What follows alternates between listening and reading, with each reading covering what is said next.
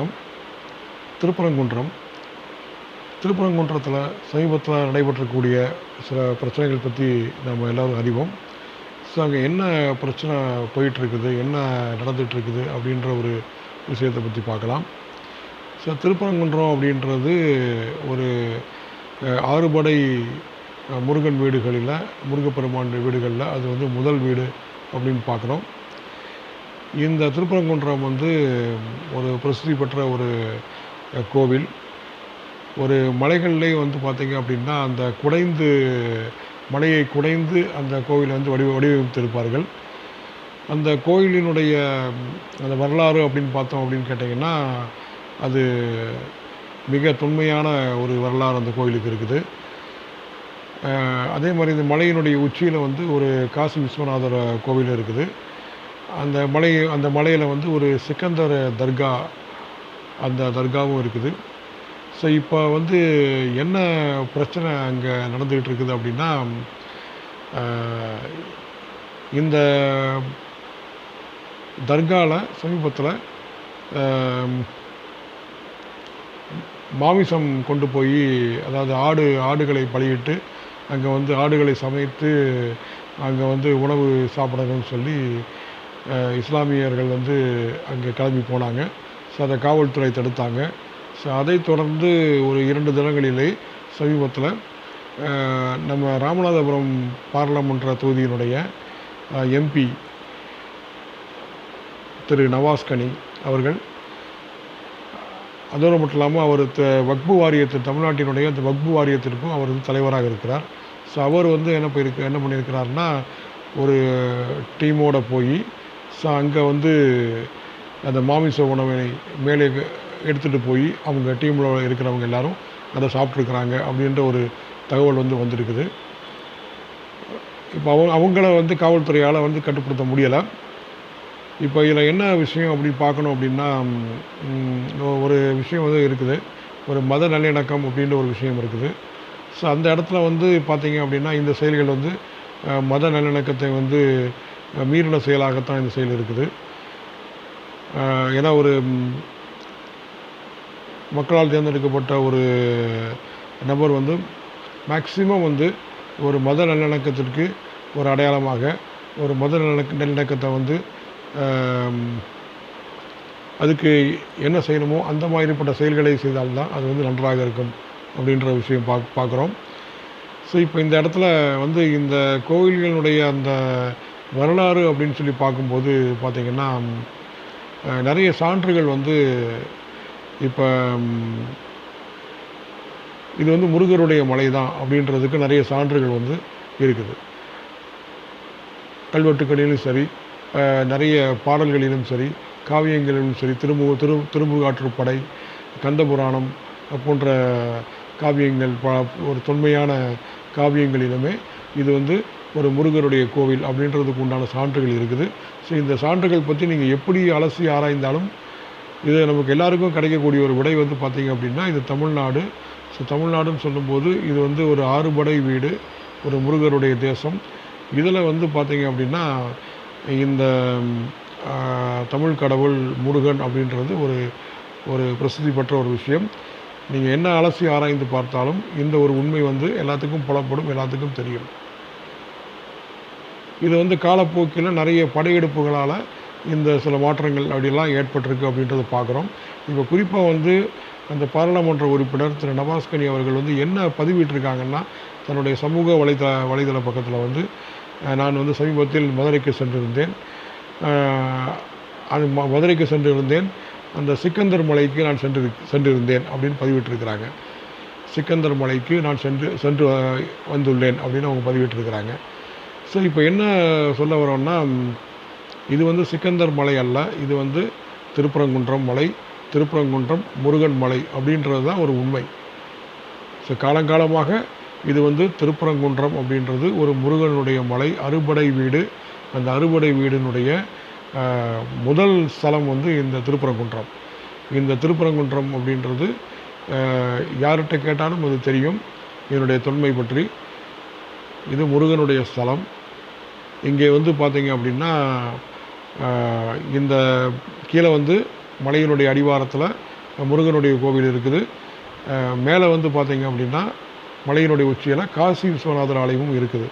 So இதுக்கு உண்டான கல்வெட்டு சான்றிதழ்கள் சான்று எல்லாமே இருக்குது.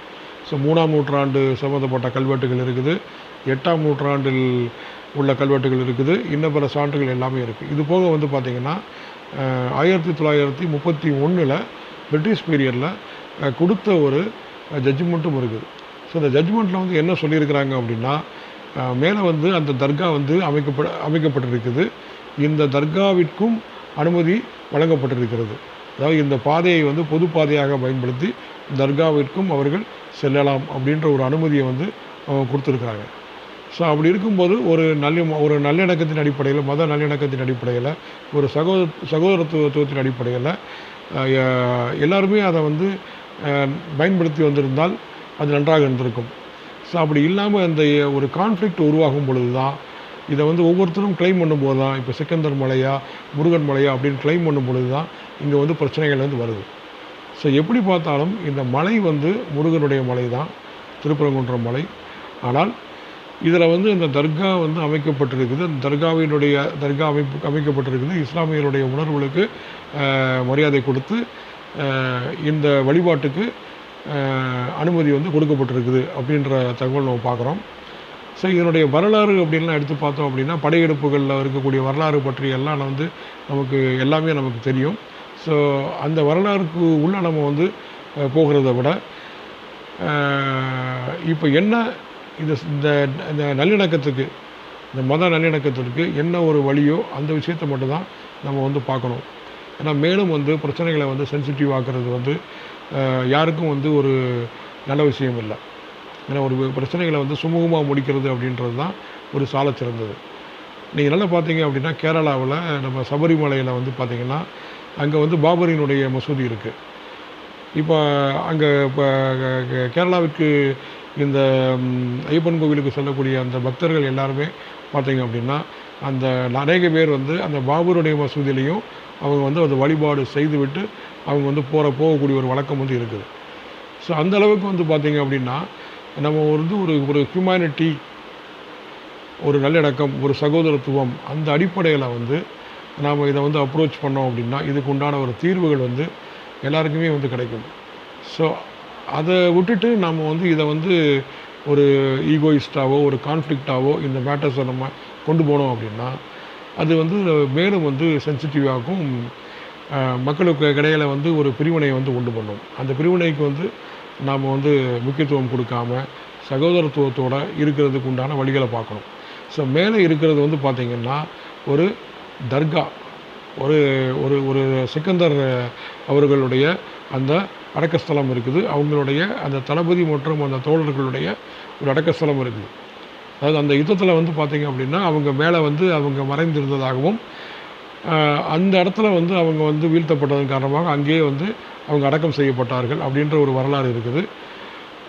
அந்த அடக்கம் செய்தவர்களுக்கு யாராக இருந்தாலும் மரியாதை கொடுக்கணும். அதில் வந்து நமக்கு வந்து மாற்று கருத்து இல்லை. ஏன்னா ஒரு அடக்கஸ்தலம் இருக்குது அப்படின்னா அவங்களுக்கு நிச்சயமாக நாம் மரியாதை கொடுக்க வேண்டும். அந்த அடக்கஸ்தலத்திலிருந்து ஒரு ஒரு நம்பிக்கையின் அடிப்படையில் தர்காவாக அது வந்து மாற்றப்பட்டு இஸ்லாமியர்கள் வந்து வழிபாடு செய்து வருகிறார்கள். ஸோ அதன் அடிப்படையில் வந்து நாம் வந்து நிச்சயமாக அதுக்கு நம்ம வந்து மரியாதை கொடுக்க வேண்டிய ஒரு கட்டத்தில் எல்லாருமே இருக்கும். ஏன்னா எல்லாருடைய உணர்வுகளையும் மதிக்கிறது அதுதான் வந்து ஒரு மனிதத்தன்மை, யாராக இருந்தாலும் சரி. அதாவது இந்த ஆன்மீகத்தினுடைய ஒரு உச்சக்கட்டமே, எந்த ஒரு மதத்தினுடைய கோட்பாடினுடைய ஒரு உச்சக்கட்டமே வந்து பார்த்திங்கன்னா மனிதர்களை வந்து மதிக்கிறது அதுதான். அப்படின்ற பட்சத்தில் இந்த ஒரு கான்ஃப்ளிக்ட்டுக்கு முக்கியத்துவம் கொடுக்காம அனைவரும் ஒரு சகோதரர்கள், அதாவது இந்த கேரளாவில் எப்படி வந்து ஐயப்பன் கோவிலில் வந்து பயன்படுத்துகிறாங்களோ அதே மாதிரி. ஏன்னா அந்த தர்கா வந்து நிச்சயமாக வந்து அது ஒரு மதிப்புக்குரியது, மரியாதைக்குரியது, அடக்கஸ்தலம் அங்கே இருக்குது. சரிங்களா? இது முருகனுடைய மலை அப்படின்ற விஷயத்தை எல்லாரும் புரிஞ்சுக்கணும். ஏன்னா அறுபடை வீடு, அதுக்குன்னு ஒரு ஒரு ஒரு மகத்துவம் இருக்குது, ஒரு மரியாதை இருக்குது. இது ஒரு முருகனை வழிபடக்கூடிய ஒரு தேசமாகத்தான் இன்றளவும் இருக்கிறது. அப்படி சொல்லும் பொழுது இந்த விஷயத்தை வந்து இஸ்லாமியர்களும் புரிந்து கொண்டு இந்துக்களும் புரிந்து கொண்டு இதை செயல்படுறது அப்படின்றது தான் சாலச் சிறந்தது. இது முருகனுடைய மலை திருப்பரங்குன்றம். இங்கே வழிபாடுகள் எல்லாமே வந்து வழக்கம் போல் நடைபெறும். அந்த மேலேயும் காசி விஸ்வநாதர் ஆலயத்துக்கும் மக்கள் சென்று அங்கே வந்து வழிபாடு செய்யலாம். அந்த இடத்துக்கும் போயிட்டு வரலாம். அதே மாதிரி இஸ்லாமியர்களும் அந்த பொது பாதையை பயன்படுத்தி அவர்கள் அந்த தர்காவிற்கு அவர்கள் சென்று வரலாம். அப்படின்றது தான் கோர்ட்டினுடைய, அதாவது 1931 அதுக்கப்புறமும் நடந்த ஒரு ஜட்ஜ்மெண்ட்டினுடைய ரிசல்ட் வந்து அதுதான்.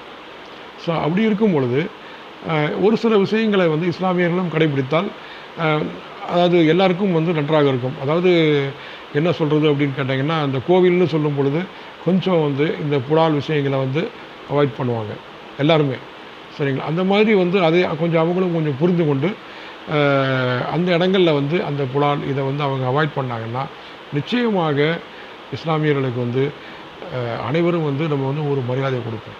ஒரு சகோதரத்துவத்தோட நிச்சயமாக அவர்களை நாம் வந்து என்றுமே நம்ம வந்து அப்படி தான் ஏற்றுக்கொள்கிறோம். நம்முடைய தமிழ்நாடு மண் அப்படின்றது அப்படி தான் இருக்குது, சரிங்களா? ஏன்னா இன்னும் ஒரு ஒரு ஒரு ஒரு ஒரு வரலாற்று ஒரு விஷயம் என்ன அப்படின்னு சொல்லப்போனால், இதே மதுரை மையமாக கொண்டு வாழ்ந்தவர் தான் ஒரு வீரமிக்க ஒரு மருதநாயகம். ஸோ மருதநாயகம் அப்படின்றவர் வந்து மதுரை மண்ணில் வாழ்ந்த ஒரு மாவீரன். அந்த மாவீரன் வந்து ஒரு பிறப்பால் ஒரு இந்து. அவர் வந்து ஒரு இஸ்லாமியராக அவர் வளர்க்கப்படுகிறார். அவர் வந்து பார்த்தீங்க அப்படின்னா ஒரு யுத்தத்தில் மீனாட்சி அம்மன் கோவிலை பாதுகாப்பதற்கு படையுடன் அவர் நின்றார். அந்த படையுடன் அவர் உறுதி பூண்டு எதிரணியினை துரத்தி அடித்தார் அப்படின்றது ஒரு வரலாறு. ஸோ பிரிட்டிஷ் பீரியடில் பிரிட்டிஷ்காரங்களுக்கு ஒரு சிம்ம சொப்பனமாக விளங்கியவர் மருதநாயகம் அவர்கள். ஸோ மருதநாயகத்தினுடைய ஒரு வீரம் பற்றி நம்ம நிறைய பேர் தெரிஞ்சவங்களுக்கு தெரியும். அதை ஒரு நாளைக்கு நிச்சயமாக அவரை பற்றி நம்ம சிறப்பாக பேசலாம். ஆனால் அப்படிப்பட்ட ஒரு தேசம்தான் நம்முடைய தமிழ்நாடு. ஸோ இந்த தமிழ்நாட்டில் வந்து இந்த ஒரு கசப்புணர்வுக்கு, ஒரு கான்ஃப்ளிக்ட்டுக்கு முக்கியத்துவம் கொடுக்காம ஒரு சகோதரத்துவத்தோடு இந்த விஷயத்தை அணுகி நம்ம இஸ்லாமிய சகோதரர்களும் அங்கே சென்று அந்த தர்காவினை அவர்கள் மரியாதை செலுத்தலாம், வழிபாடு செய்து கொள்ளலாம். அதே நேரத்தில் நம்முடைய காசி விஸ்வநாதர் ஆலயமும், இந்துக்களினுடைய காசி விஸ்வநாதர் ஆலயமும் அங்கே இருக்கிறது. அந்த காசி விஸ்வநாதர் ஆலயத்துக்கும் இந்துக்கள் வழிபாடு செய்யலாம். இதில் முருகன் கோவில் இருக்குது. இந்த முருகன் கோவில் பிரசித்தி பெற்றது, அங்கேயும் வழிபாடு செய்யலாம். அந்த புலால் விஷயத்தை மட்டும் அவர்கள் வந்து இஸ்லாமியர்கள் வந்து புரிந்து கொண்டு அவர்கள் இந்த விஷயத்தில் வந்து அவர்கள் வந்து நடந்து கொண்டால் நிச்சயமாக எல்லோரும் இதில் வந்து ஒரு என்ன சொல்கிறது, ஒரு அமைதியாக, ஒரு பீஸ்ஃபுல்லாக, ஒரு சகிப்புத்தன்மையோடு இருக்கலாம் அப்படின்றது தான் இந்த பதிவினுடைய நோக்கம். நிச்சயமாக ஒரு நல்ல ஒரு பக்குவம் நம்ம எல்லா சமூகத்தினிடையும் ஏற்படும் என்ற ஒரு நம்பிக்கை இருக்கிறது. நன்றி.